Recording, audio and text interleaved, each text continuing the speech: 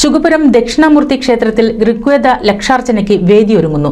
December 8 മുതൽ 15 വരെയാണ് പ്രമുഖ വേദജ്ഞരുടെയും തന്ത്രിവര്യന്മാരുടെയും നേതൃത്വത്തിൽ ഋഗ്വേദ ലക്ഷാർച്ചന നടത്തുന്നത്.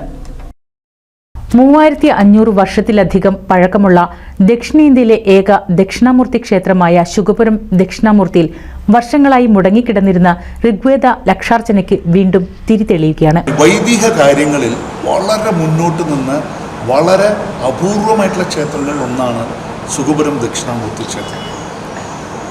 അവിടെ വളരെ കാലങ്ങളിൽ ചെയ്തുകൊണ്ട് വന്ന ഒരു വിശേഷപ്പെട്ട പൂജകൾ, പ്രിസൈസായിട്ട് പറഞ്ഞാൽ 4 പൂജകളാണ് അവിടെ ചെയ്യാറ്.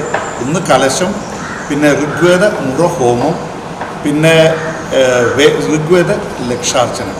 ഋഗ്വേദ ലക്ഷാർച്ചന എവിടെയോ നിന്നുപോയി, അത് പുനരാരംഭിക്കണം. വീണ്ടും വൈദിക കാര്യങ്ങളിൽ ഈ അമ്പലം അറിയപ്പെടണം എന്ന ഒരൊറ്റ ഉദ്ദേശത്തോടു കൂടിയിട്ട് തുടങ്ങിയ ഒരു ട്രസ്റ്റാണ് Sukapuram Dakshinamurthy Vedic and tantric trust. ക്ഷേത്രം തന്ത്രി കാലടി പടിഞ്ഞാറെടുത്ത് ശങ്കരൻ ഉണ്ണി നമ്പൂതിരിപ്പാടിന്റെയും വേദജ്ഞരായ ചെറുമുക്ക് വൈദികൻ വല്ലഭൻ അക്കിത്തിരിപ്പാടിന്റെയും നാറാസ് രവീന്ദ്രൻ നമ്പൂതിരിപ്പാടിന്റെയും നേതൃത്വത്തിലാണ് ഋഗ്വേദ ലക്ഷാർച്ചനയും ഏകാദശ രുദ്രവും മറ്റ് വിശേഷാൽ പൂജകളും നടത്തുന്നത്. അത് അങ്ങനെയുള്ള ഈ ലോകത്തിലുള്ള എല്ലാ ടെക്നോളജിയുടെയും ഈശ്വര സങ്കല്പമാണ് ദക്ഷിണാമൂർത്തി.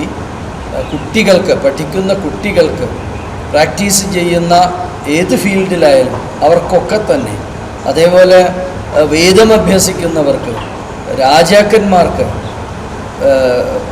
കച്ചവടം നടത്തുന്നവർക്ക്, അല്ലെങ്കിൽ ബിസിനസ് നടത്തുന്ന എല്ലാവർക്കും അറിവ് പകരാനും അവർക്ക് പാകത്തിനുള്ള ഉയർച്ചയുണ്ടാവാനും, അത് പ്രത്യേകിച്ചും കലാകാരന്മാർക്ക് അവർക്കൊക്കെ അവരുടെ ഫീൽഡ് വർദ്ധിക്കാനും ഒക്കെയുള്ള പ്രത്യേകമായ ഒരു ശിവസങ്കല്പമാണ്. അതാണ് ഞാൻ എടുത്തു പറയുന്നത്. യജ്ഞത്തിൽ കേരളത്തിലെ പ്രമുഖ ക്ഷേത്രങ്ങളിലെ തന്ത്രിമാരും വേദജ്ഞരും ആചാര്യന്മാരും പങ്കെടുക്കും.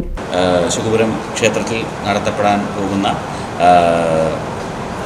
ചരിത്രപ്രധാനമായ ഒരുപാട് വർഷം ഇവിടെ നടക്കുകയും പിന്നീട് കാലപ്പഴക്കത്തിൽ അത് നിന്നുപോവുകയും വീണ്ടും നമ്മൾ പുനരാരംഭിക്കുകയും ചെയ്യുന്ന ഋഗ്വേദ ലക്ഷാർച്ചനയുടെ കാര്യങ്ങളാണ്. ഡിസംബർ 7-ാം തീയതി സാംസ്കാരിക സമ്മേളനത്തോടുകൂടി തുടങ്ങുന്നു.